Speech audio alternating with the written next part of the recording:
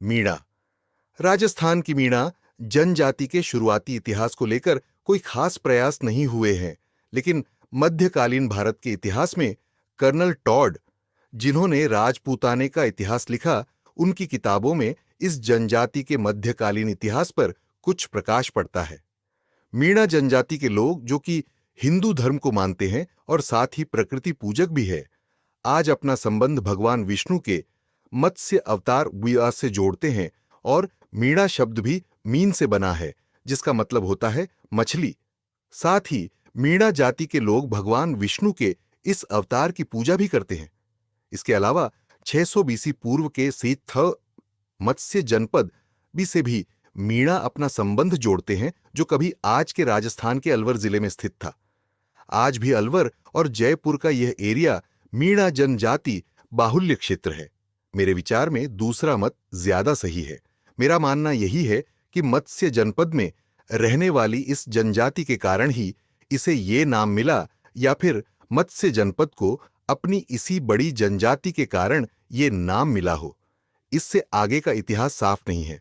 Colonel Tod के इतिहास से मालूम होता है कि पूर्व मध्यकालीन इतिहास में मीणा जनजाति के कबीले या छोटे छोटे जो उनके कबीलों के सरदार थे, वो आज के जयपुर, बूंदी, अलवर, कोटा आदि जनजाति क्षेत्र में शासन किया करते थे। इन कबीलों का शासन बहुत शक्तिशाली नहीं था, क्योंकि ये जनजातीय प्रकृति के थे और उस समय के राजाओं ने भी इन जनजातियों को कभी छेड़ा नहीं। इनमें सैनिक गुण मौजूद थे और बहादुर प्रवृत्ति के लोग थे।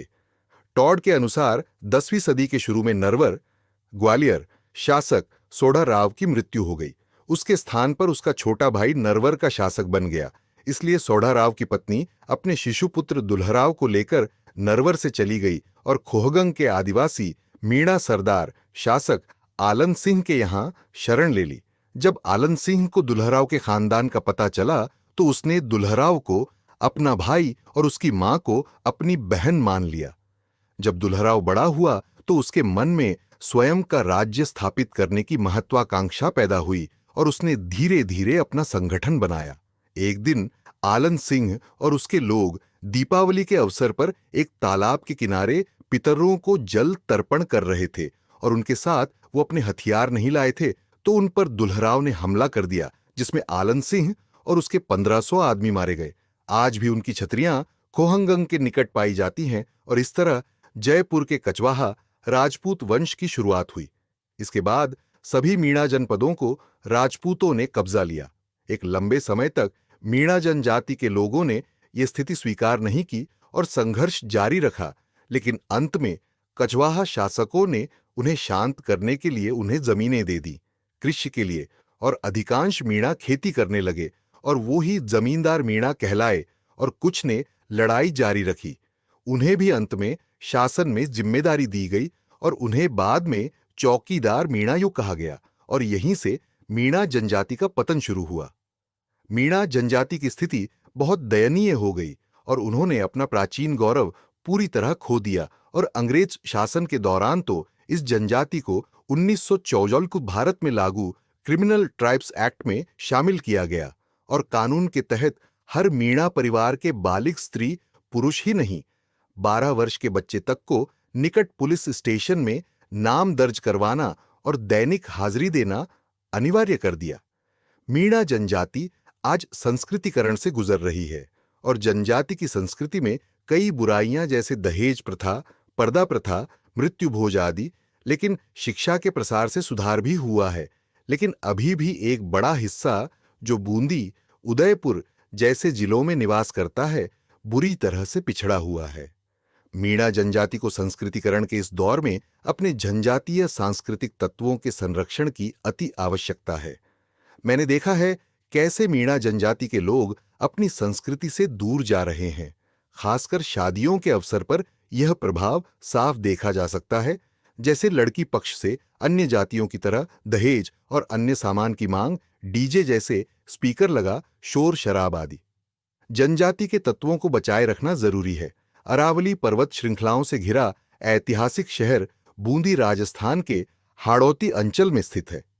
महाराजा बूंदा मीणा बूंदी के संस्थापक शासन क्षेत्र का विस्तार संपूर्ण बूंदी सहित कोटा, बारा झालावाड़, भीलवाड़ा सहित बनास क्षेत्र, अरावली पर्वतमालाओं के आड़ावला पर्वतों से विंध्याचल पर्वत श्रृंखलाओं के मध्य महान पराक्रमी व दूरदर्शी शासक हर्षदेव मीणा के पुत्र महाराजा बूंदा मीणा अवधारा विक्रम संवत 1278 सन 1241 में बूंदी रियासत की स्थापना की, जिसका वर्तमान क्षेत्र बूंदी, कोदा, बाराम, झालावाड़, भीलवाड़ा, टोंक में विस्तृत है।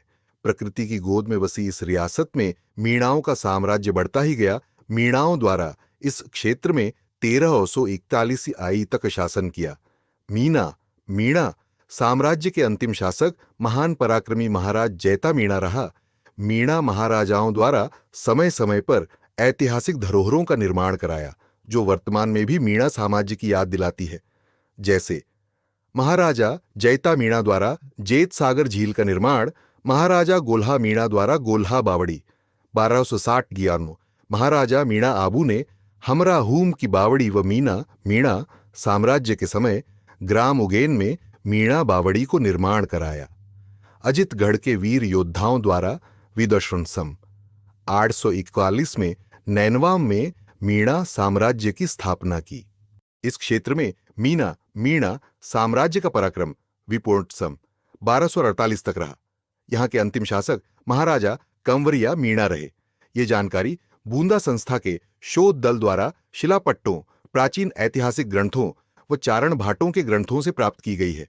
इस शिलालेख को आज दिनांक 2020 को त्रिमूर्ति बूंदा धाम पर बूंदा आदिवासी मीणा समाज संस्था बूंदा दौत्र राज्यंतो बिलासी द्वारा स्थापित किया। बूंदी की स्थापना बूंदा मीणा ने पुराने नगर को नष्ट करके की थी।